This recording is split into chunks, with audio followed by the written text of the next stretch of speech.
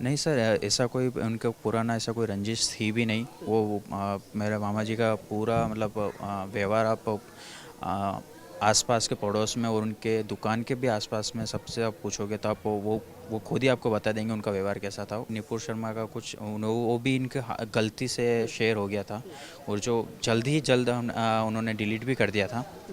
फिर जो भी कार्रवाई हुई थी, एसआई साहब ने 2 दिन बोला था कि पुलिस का जाब्ता भी दुकान के बाहर रखवाया। फिर वो 2 दिन बाद फिर हट गया, फिर वही माहौल हो गया, फिर वही धमकियाँ आना चालू हो गई। कोई आके जा रहा है, घूम के जा रहा है, देख के जा रहा है। एक बाइक पे एक लेडीज़ और एक व्यक्ति आके उनको धमका के जाते हैं कि तेरे को ये कर देंगे, वो कर देंगे, मार डालेंगे, ऐसा कुछ। हाँ, वो उन्होंने जिस प्रकार से वीडियो, एक 2-3 वीडियो जो वायरल किए, उसमें ये उनका मेन मकसद यही है कि इनके अंदर खौफ पैदा किया जाए कि हम ही हैं जो तुम्हारे ऊपर ये कर सकते हैं, वो कर सकते हैं, तुम कुछ नहीं कर सकते हो। ऐसा सबकी हमारी यही एक अपील है कि उनको जल्दी से जल्दी फांसी की सज़ा सुनाई जाए या फिर एनकाउंटर किया जाए। कि हमारा देवर इतना सीधा साधा है, सीधे घर से दुकान, दुकान से घर, किसी से लड़ाई नहीं, झगड़ा नहीं, दुश्मनी नहीं। बस ये न्याय चाहिए हमारे भाई की, बस फांसी की सज़ा चाहिए हमको बस। क्या नाम है आपका? अश्विन साहू। कन्हैयालाल आपके कौन लगते हैं? मामा जी लगता है मेरे। तो कल आपको कब पता चला कि उनके साथ में कुछ ऐसा घटित हुआ? मैं यश और हम साथ में ही थे। यश का हमारे पास कॉल आया कि कुछ हुआ है।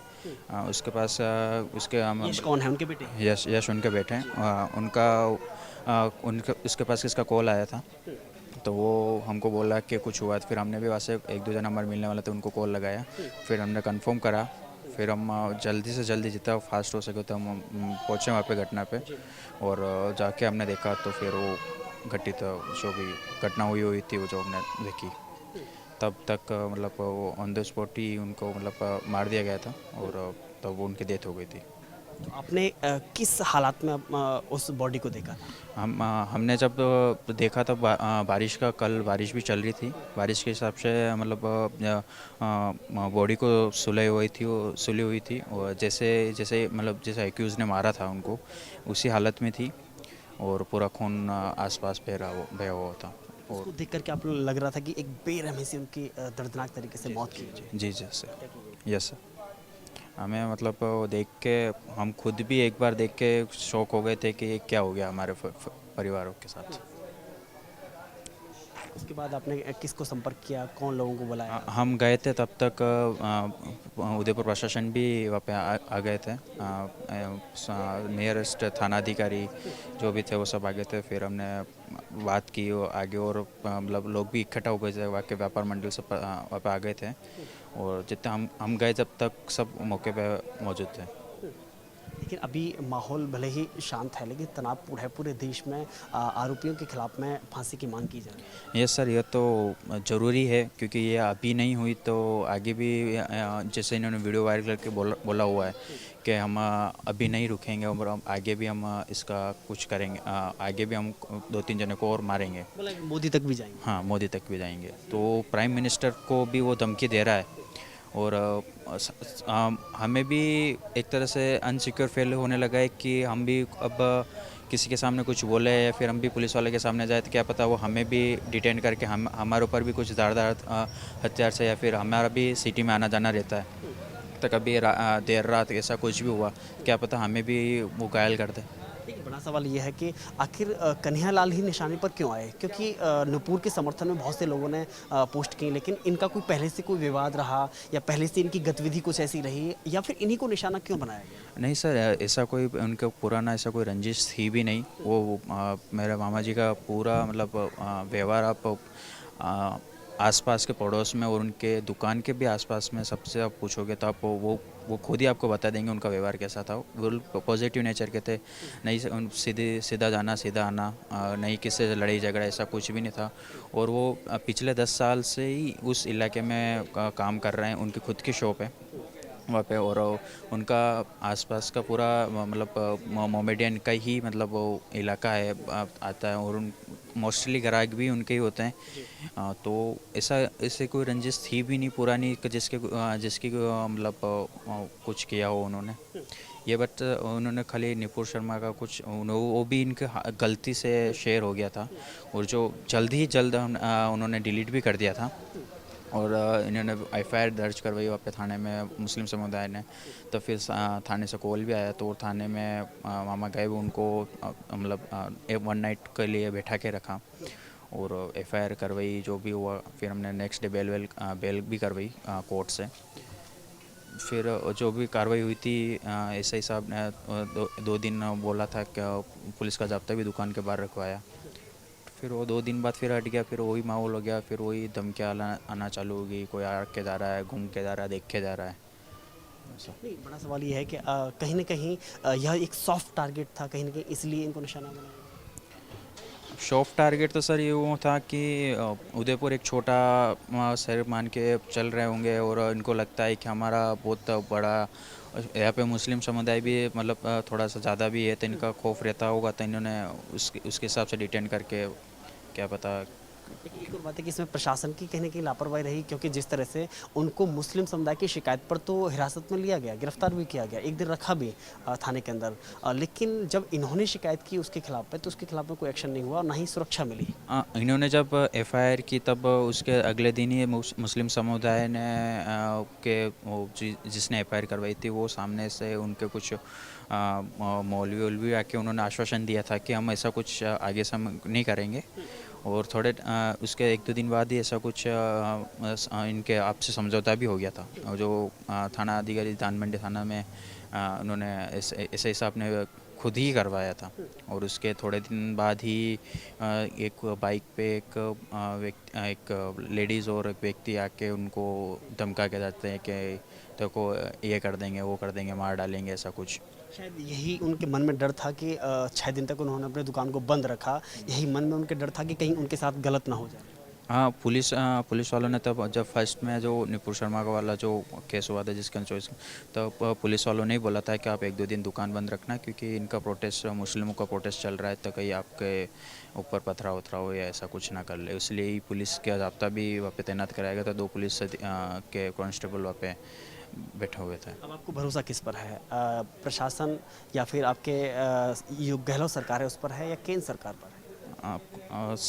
हमें प्रशासन के ऊपर भरोसा है क्योंकि दिनेश एनएम सर हमारे आए हुए हैं, हमारी उनसे बात भी हुई है और हमें जब पता चला कि इस केस का इंचार्ज करने दिनेश सर आ रहे हैं तब हमें वो बहुत ये हुआ कि हाँ चलो कुछ ना कुछ न्याय मिलेगा क्योंकि उनकी पुराने रिकॉर्ड्स भी बहुत अच्छे रहे और हम सब जने जानते हैं कि दिनेश सर का कितने पावरफुल है। और उनके अगर योगी सरकार जैसे उत्तर प्रदेश में अगर यहाँ ऐसा होता माहौल तो शायद स्थिति यही पैदा नहीं होती। हाँ, बेशक ये बात सही भी है क्योंकि जो जिस प्रकार मोदी सरकार यूपी में कर रही, हाँ योगी सरकार जो यूपी में जैसा माहौल बना हुआ है वैसा माहौल राजस्थान में भी बनेगा तो अच्छा ही रहेगा क्योंकि हिंदू उससे बच के रहेंगे और मुस्लिम समुदाय ऐसे हावी हमारे ऊपर हावी नहीं होगा। जैसा आए दिन ऐसे मर्डर जो हो रहे हैं जो पूरे राजस्थान में 1-2 बार पहले भी थोड़े टाइम पहले भीलवाड़ा में ऐसा चित्तौड़ में ऐसा कुछ भी हुआ था जो भी हुआ था वो वैसे वापस ना हो।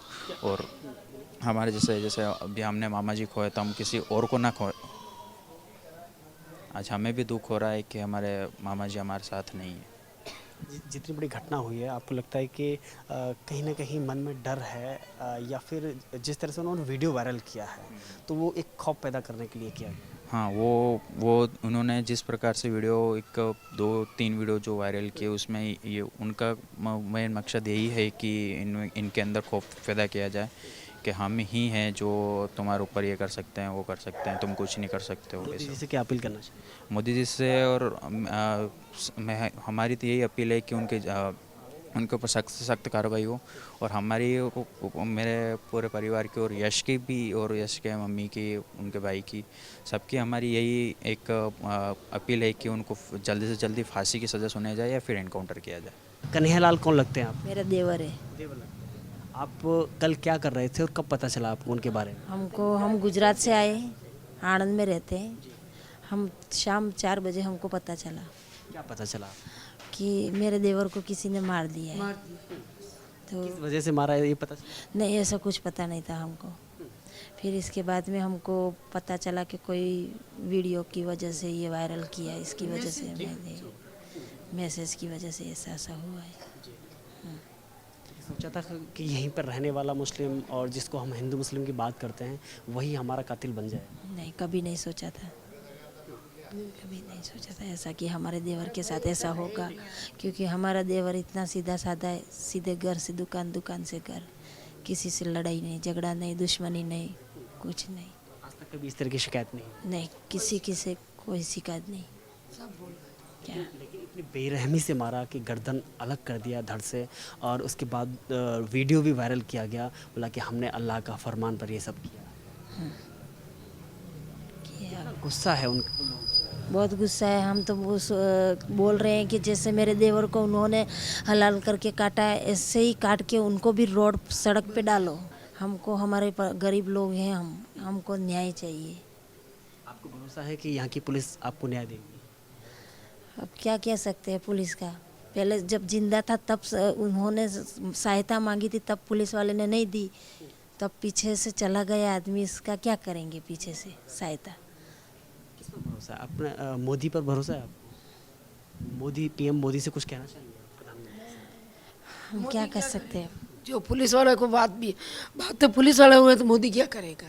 मोदी को ऐलान थोड़ी देवा मैंने अभी तो ऐलान देगा तो ये देगा, सरकार देगा कि क्यों होया है ऐसा, वरना कसूर क्या था इसको। अभी सब फैली गया, क्या करेगा सब जना, मीडिया सबको फैली गया, अब क्या करेगा? ऐसे ही करेगा, सबको मारेगा, ऐसे काम करेगा ये। किसी को ध्यान सच देवड़ा हो, खून के लारे खून हिंदू हो का मियाँ हो, पर देवड़ा हो, इसको सजा देवड़ा हो। हाँ, सजा देवड़ा हो, बस मौत के। आपके कन्हैयालाल कौन लगता भाई लगता है, काका का लड़का है। ये बेटा एक भी मर गया आज। हमें 2 बहना आनंद रिया में, और काले पता लगा ना यार में तो।